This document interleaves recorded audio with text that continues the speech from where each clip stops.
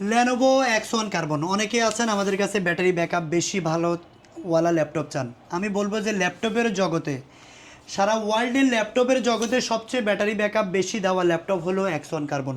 আমি এটা চ্যালেঞ্জ করে বললাম। আপনারা যারা আছেন একটু গুগলে সার্চ করে মিলাই নেবেন। এই ল্যাপটপটার ব্যাটারি ব্যাকআপ 20 ঘন্টা পর্যন্ত থাকার রিভিউ আছে।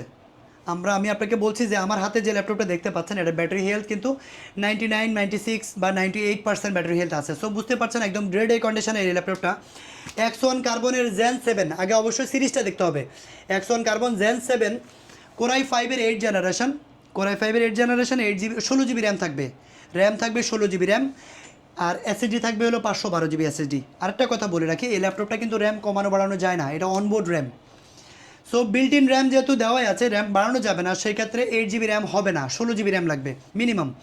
সো 16 GB র্যাম দেওয়াই আছে, আপনার র্যাম বাড়াইতে পারবেন না, কমাইতেও পারবেন না।